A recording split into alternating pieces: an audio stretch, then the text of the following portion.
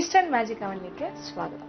സാധാരണയായിട്ട് നമ്മൾ non vegetarian വിഭവങ്ങൾ തയ്യാറാക്കാൻ ആലോചിക്കുമ്പോൾ പെട്ടെന്ന് മനസ്സിലേക്ക് ഓടിയെത്തുന്നത് ചിക്കൻ അല്ലെങ്കിൽ ഫിഷ്, അതായത് മത്സ്യം, വ്യത്യസ്തമായ മത്സ്യ വിഭവങ്ങൾ, വ്യത്യസ്തമായ ചിക്കൻ വിഭവങ്ങൾ, ഇതിനാണ് എപ്പോഴും നമ്മളൊരു മുൻഗണന കൊടുക്കുന്നത്. പക്ഷേ നമ്മൾ അധികം ഒന്നും ചെയ്യാത്ത ചില കാര്യങ്ങളുണ്ട്.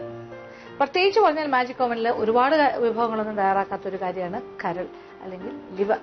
ലിവർ കൊണ്ടുള്ള വളരെ കുറച്ച് വിഭവങ്ങൾ മാത്രമേ നമ്മൾ പരീക്ഷിച്ചിട്ടുള്ളൂ. അതുകൊണ്ട് തന്നെ നമ്മൾ ഇന്നിവിടെ ലിവർ കൊണ്ടുള്ളൊരു ഫ്രൈ ആണ് തയ്യാറാക്കാൻ പോകുന്നത്.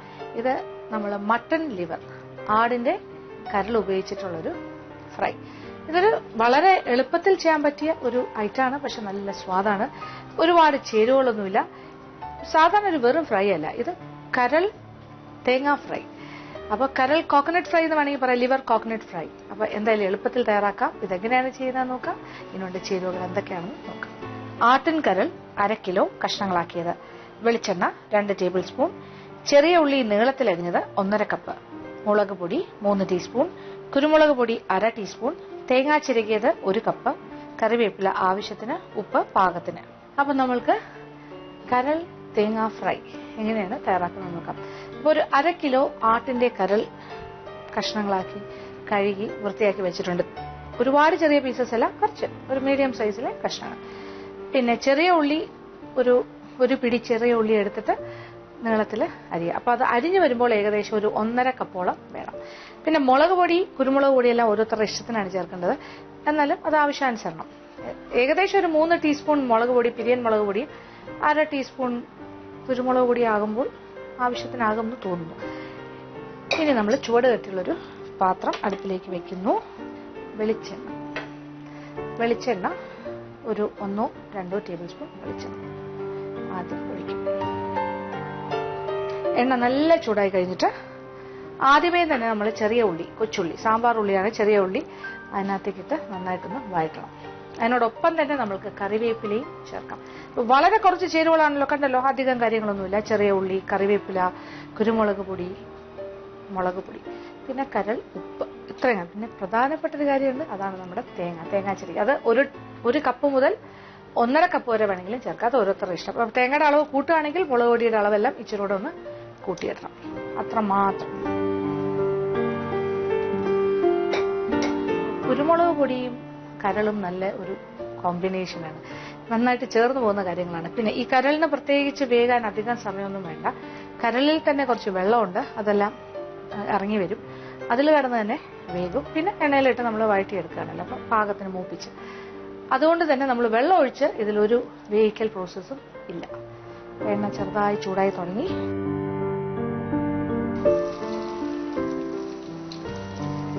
ഒരുപാട് ഘനം കുറഞ്ഞ കഷ്ണങ്ങളാക്കണം എന്നില്ല, നീളത്തിന് അരിഞ്ഞാൽ മതി. പാടി വരുമ്പോൾ എല്ലാം കൂടി വേവിച്ച് അതിനോടൊപ്പം കറിവേപ്പില,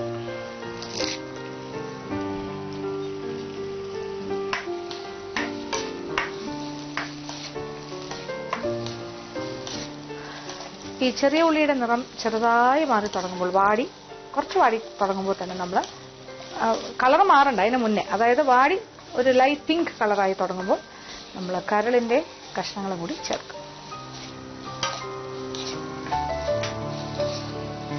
ചെറിയ ഉള്ളി ഇങ്ങനെ വെളിച്ചെണ്ണയിൽ കിടന്ന് മൂക്കുന്ന ഒരു മണം, ഒരു പ്രത്യേക മണമാണ്, സ്വാദുമാണ്.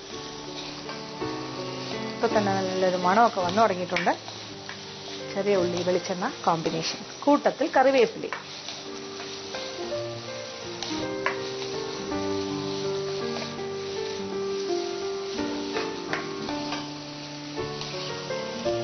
അപ്പൊ ഇപ്പൊ നമ്മളുടെ ചെറിയ ഉള്ളിയുടെ നിറം ഒരു ലൈറ്റ് പിങ്ക് ആയി കഴിഞ്ഞു. ഇനി ഇതിലേക്ക് നമ്മൾ കരളിന്റെ കഷ്ണങ്ങൾ,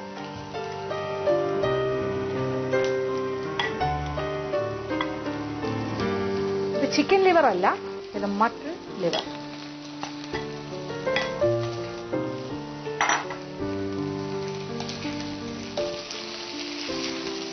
അടുപ്പിലേക്ക് ഇടുമ്പോൾ തന്നെ, അതായത് ചൂട് പാത്രത്തിലേക്ക് ലിവർ ചേർക്കുമ്പോൾ തന്നെ അതിന്റെ കളർ മാറുന്ന ഒരു കാഴ്ചയാണ് ആദ്യം കാണുന്നത്. ഒരു എന്താ പറയുക, ഡാർക്ക് കളറായിരിക്കുന്നത് കുറച്ച് ലൈറ്റായി വളരെ ഇളം കളറായിട്ട് മാറും. പെട്ടെന്ന് വേകുന്നൊരു കാര്യമാണത്. ഇതിനോടൊപ്പം നമ്മളൊരു എന്താ ചെയ്യേണ്ട, കുരുമുളക് പൊടി ഒരു 1/4 ടീസ്പൂൺ വരെ, 1/2 മുതൽ 1/4 ടീസ്പൂൺ വരെ ചേർക്കാം. അതല്ല ഇനി 1 ടീസ്പൂൺ ചേർക്കണം എന്നുണ്ടെങ്കിലും ചേർക്കാം.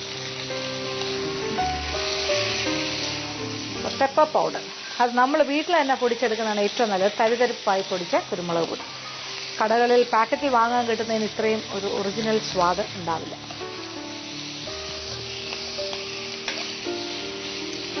അപ്പം നമ്മുടെ മട്ടൺ ലിവർ ഇങ്ങനെ കുരുമുളകും പിന്നെന്താ ചെറിയ ഉള്ളിയും കറിവേപ്പിലയും എല്ലാം ആയിട്ട് കിടന്നിങ്ങനെ വഴണ്ടുകൊണ്ടിരിക്കുകയാണ്. ഇപ്പോൾ ഒരു പകുതി വേഗമായി കഴിഞ്ഞു, പകുതി മുക്കാൽ വേഗോളമായി. ഇനി നമ്മളിതിലേക്ക് ഉപ്പ്, ആവശ്യത്തിനുള്ള ഉപ്പും ചേർക്കാം. കുറച്ച് വെള്ളമെല്ലാം ഇറങ്ങി വന്നു, ആ വെള്ളത്തിൽ തന്നെ കിടന്ന് വെന്തുകൊണ്ടേയിരിക്കുകയാണ്.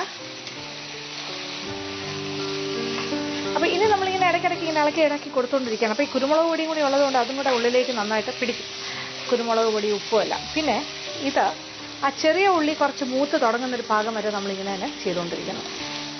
ചെറിയ ഉള്ളിയുടെ നിറം ഒരല്പം ഒന്ന് മാറണം, ഒരു ലൈറ്റായിട്ട് ബ്രൗൺ ആകാൻ തുടങ്ങുന്നൊരു ഭാഗം വരെ ഇങ്ങനെ വഴറ്റിക്കൊണ്ടേയിരിക്കുക. അപ്പോൾ ആ സമയം കൊണ്ട് ലിവർ കൂടുതൽ വേഗം, പെട്ടെന്ന് തന്നെ വേഗുന്നതാണ്, ഒരുപാട് കാര്യമൊന്നുമില്ല. പിന്നെ അത് കുറച്ചൊന്ന് മൂത്ത് കിട്ടും, അങ്ങനത്തെ കാര്യമാണ്. പക്ഷെ നമുക്ക് 1-2 കാര്യങ്ങളും കൂടി ചേർക്കാനുണ്ട്, ഞാൻ മറന്നിട്ടില്ല, അത് കുറച്ചുകൂടി കഴിഞ്ഞ് ചേർക്കാം. മുളക് പൊടി, തേങ്ങ, 2 കാര്യം. അപ്പം നമ്മളുടെ ചെറിയ ഉള്ളിയുടെ നിറമൊക്കെ ഒന്ന് മാറി വരട്ടെ.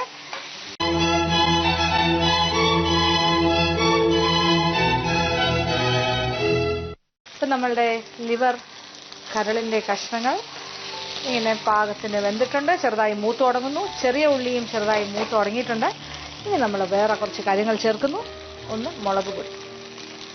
മുളക് പൊടിയുടെ അളവെല്ലാം ഓരോരുത്തരുടെ ഇഷ്ടം. പിരിയൻ മുളക് പൊടിയാണ്. 2-3 ടീസ്പൂൺ ചേർക്കാം. കുരുമുളക് പൊടിയുടെ അളവ് കൂട്ടിയിട്ട് മുളക് പൊടിയുടെ അളവ് കുറയ്ക്കുകയും ചെയ്യും.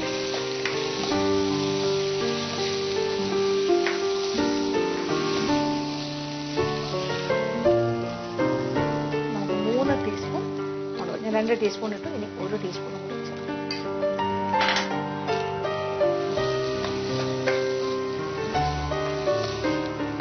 ഇനി നമ്മളുടെ ഈ ഒരു ലിവർ ഫ്രൈ എന്ന് പറഞ്ഞാൽ കോക്കനട്ട് ഫ്രൈ ആണ്, അതുകൊണ്ട് തന്നെ തേങ്ങാ ചിരകിയതും കൂടി ചേർക്കാം.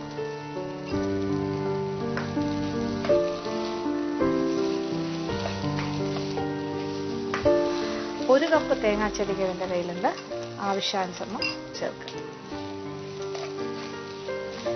അപ്പോൾ തേങ്ങ നമ്മൾ ഏതാണ്ട് 1 കപ്പോളം ചേർക്കും. ഇനി ഇടയ്ക്കിടയ്ക്ക് ഇളക്കി കൊടുക്കുക, തീ ഒരല്പം കുറയ്ക്കുക. അപ്പോൾ ചെറിയ തീയിലിട്ടിട്ട് നന്നായിട്ട് തേങ്ങ നന്നായിട്ട് മൂക്കുന്നൊരു പാകമാകുന്നവരെ. ആ തേങ്ങ മൂക്കുന്നതോടൊപ്പം തന്നെ നമ്മുടെ ലിവർ കുറച്ചുകൂടി മൂത്ത് കിട്ടും, എല്ലാ കാര്യങ്ങളും കുറച്ചുകൂടി ഒരു ഫ്രൈഡ് ആയിട്ട് വരും. വേണമെങ്കിൽ ഒരല്പം എണ്ണയും കൂടി ചേർത്ത് കൊടുക്കും ആവശ്യമെങ്കിൽ. ഉപ്പൊക്കെ പാകത്തിനുണ്ടോ എന്ന് നോക്കുക, പിന്നെ എരിവെല്ലാം ക്രമീകരിക്കുക, അങ്ങനെയുള്ള കാര്യങ്ങൾ.